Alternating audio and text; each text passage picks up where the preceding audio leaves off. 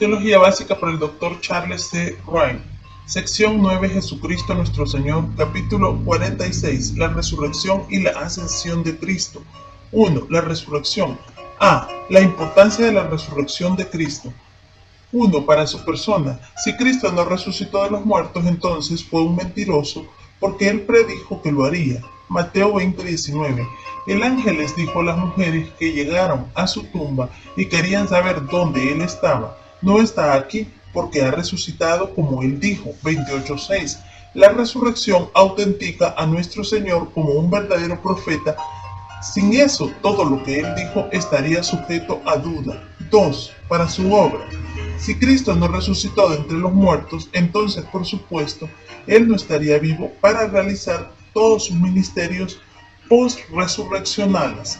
Su ministerio hubiera terminado con su muerte. Por lo tanto, no tuviéramos ahora un sumo sacerdote, un intercesor, un abogado o una cabeza de la iglesia. Además, no hubiera alguna persona viviente que residiera en nosotros y nos diera su poder. Romanos 6:1-10, Gálatas 2:20. 3. Para el Evangelio. En el pasaje clásico 1 Corintios 15:3-8, la muerte y la resurrección de Cristo se declaran de primera importancia. El Evangelio se basa en dos hechos esenciales: un Salvador murió y vive, la sepultura comprueba la realidad de su muerte, él no se desmayó meramente solo para ser revivido después, él murió. La lista de testigos prueba la realidad de su resurrección. Él murió y fue sepultado, resucitó y fue visto. Pablo escribió tocante a ese mismo doble énfasis en Romanos 4:25. Él fue entregado por nuestras transgresiones y resucitado para nuestra justificación. Sin la resurrección no hay evangelio. 4. Para nosotros. Si Cristo no resucitó, nuestro testimonio es falso. A nuestra fe le falta contenido significativo y nuestra expectativa del futuro carece de esperanza. 1 Corintios 15:13-19. Si Cristo no ha resucitado, entonces los creyentes que han muerto estarían muertos en el sentido absoluto, sin esperanza alguna de resurrección, y nosotros que vivimos somos dignos de lástima por haber sido engañados respecto a que hay una resurrección futura para ellos. B. Las evidencias de la resurrección de Cristo. 1. Sus apariciones después de la resurrección. La cantidad y variedad de personas en diversas circunstancias que vieron al Señor después de su resurrección prestan evidencia abrumadora del hecho de que Él sí resucitó de entre los muertos. Por ejemplo, cuando en el día de Pentecostés Pedro presentó como prueba de su mensaje el hecho de que ellos fueron testigos del Cristo resucitado, lo hizo en la ciudad donde la resurrección había ocurrido menos que 2 meses antes, y a un público que podía preguntar en los alrededores para comprobar la afirmación de Pedro. Hechos 2:42. El orden de las apariciones entre la resurrección y la ascensión de Cristo parece ser la siguiente. A María Magdalena y a las otras mujeres. Mateo 28:8-10. Marcos 16:9-10. Juan 20:11-18. B. A Pedro probablemente por la tarde. Lucas 24:34.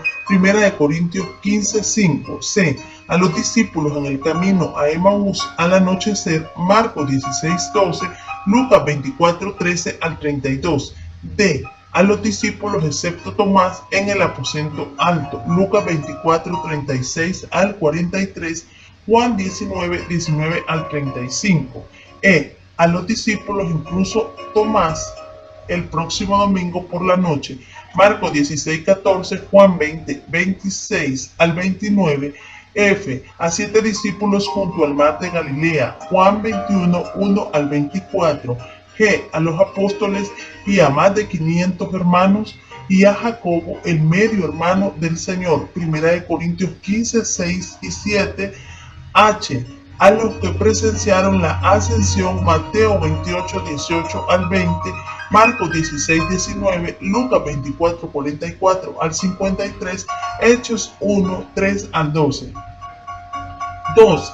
efectos que demandan una causa, la resurrección. Algunos hechos asombrosos tienen que ser explicados. Es inconcebible pensar que pudieran tener una explicación satisfactoria aparte de ser causados por la resurrección de Cristo. ¿Qué causó que la tumba estuviera vacía? Los discípulos vieron que estaba vacía. Los guardias reportaron a los principales sacerdotes que estaba vacía y fueron sobornados para que mantuviesen silencio. Mateo 28, 11 al 15. Si fuese verdad la historia que se les ordenó contar, que los discípulos vinieron y se robaron el cuerpo, entonces por supuesto debieran de haber sido castigados o ejecutados por permitir que eso ocurriera mientras ellos estaban de guardia. Algunos han sugerido que los discípulos se equivocaron de tumba, pero de nuevo la presencia de la guardia hace esto inconcebible. La tumba estaba vacía. El efecto, porque Cristo había resucitado. La causa, ¿qué originó los eventos del día de Pentecostés? El Pentecostés llegaba y se iba cada año, pero el año en que resucitó Cristo vio el descenso del Espíritu Santo, como él había prometido. Hechos 1:5. En su sermón, Pedro atribuyó la venida del Espíritu al hecho de que Cristo resucitado había enviado el Espíritu. 2:33. La venida del Espíritu, el efecto, necesitaba causa suficiente, el Cristo resucitado.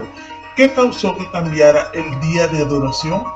Todos los primeros cristianos eran judíos acostumbrados a adorar en sábado, pero repentina y uniformemente comenzaron a adorar en domingo, aunque era un día regular de trabajo. Hechos 27. ¿Por qué? Porque querían conmemorar la resurrección de su Señor, la cual ocurrió un domingo. Ellos cambiaron el día de adoración, la adoración en domingo, el efecto, la resurrección de Cristo, la causa. C. Los resultados de la resurrección de Cristo. 1. Un nuevo cuerpo prototipo. Con la resurrección de Cristo apareció por primera vez en la historia una clase nueva de cuerpo de resurrección, porque Él resucitó con un cuerpo eterno para nunca más morir. Antes de ese evento, todas las resurrecciones eran restauraciones a los cuerpos terrenales anteriores. El cuerpo de resurrección de Cristo tiene conexiones con su cuerpo terrenal no resurrecto. Las personas lo reconocieron. Juan 20:20. Retuvo las heridas infligidas por la crucifixión. 20:25 al 29, Apocalipsis 5:6. Tenía la capacidad, aunque no la necesidad, de comer. Lucas 24:30 al 33, 41 al 43. Él sopló sobre los discípulos. Juan 20:22. Y el cuerpo tenía carne y huesos para comprobar que él no era meramente un espíritu que se manifestaba en forma visible. Lucas 24:39 al 40. Pero su cuerpo de resurrección era diferente. Él podía entrar en cuartos cerrados sin abrir puertas. Lucas 24:36, Juan 20:19. Podía aparecer y desaparecer a voluntad. Lucas 24:15, Juan 20:19. Y aparentemente nunca fue limitado por necesidades físicas como el sueño o la comida. La descripción más detallada del Cristo resucitado y ascendido se encuentra en Apocalipsis 1:12 al 16. Aquí Juan relata su visión del Cristo glorificado. Él era como un hijo del hombre, lo cual lo relaciona con su apariencia terrenal anterior, pero también irradiaba gloria de sus ojos, sus pies, su voz y su rostro. Esta es la manera en la cual algún día le veremos. Su resurrección también sirve como prototipo de la resurrección de los creyentes. 2 veces a Cristo se le refiere como el primogénito de los muertos. Colosenses 1:18, Apocalipsis 1:5. Esto significa que Él fue el primero en tener un cuerpo resucitado eterno. Nuestros cuerpos resurrectos como el suyo serán diferentes de nuestros cuerpos terrenales. Al contestar la pregunta de cómo serán los cuerpos resucitados de los creyentes, Pablo afirma que no serán los mismos que fueron puestos en la tumba, simplemente reconstituidos, sino que serán nuevos, pero aún relacionados con los anteriores. 1 Corintios 15, 35 al 41. Totalmente, los creyentes en el estado eterno serán semejantes a Él. Primera de Juan 3:2. ¿Qué significa eso? Juan lo explica en los siguientes versículos. El ser como Él significa ser puro, versículo 3, estar sin pecado, versículo 5, y ser justo, versículo 7. Nuestros seres íntegros, lo que incluye nuestros cuerpos, tendrán estas características. 2. Una prueba de sus afirmaciones. Ya hemos mencionado que su resurrección prueba su veracidad como profeta, Mateo 28:6. También validó su declaración de ser Señor y Mesías, un punto que Pedro enfatizó en su sermón del día de Pentecostés, Hechos 2:36. Pablo afirma que la resurrección demostró que él era el Hijo de Dios, Romanos 1:4. 3. Una condición esencial para sus ministerios subsecuentes. Si Cristo no resucitó, entonces su vida y ministerio terminaron en la cruz y Él no hace nada de ahí en adelante. Por medio de la resurrección y la ascensión, nuestro Señor entró en sus ministerios presentes y futuros, de los que trataremos en el próximo capítulo. La resurrección de Cristo siempre ha sido una verdad gozosa, fascinante y motivadora para la Iglesia.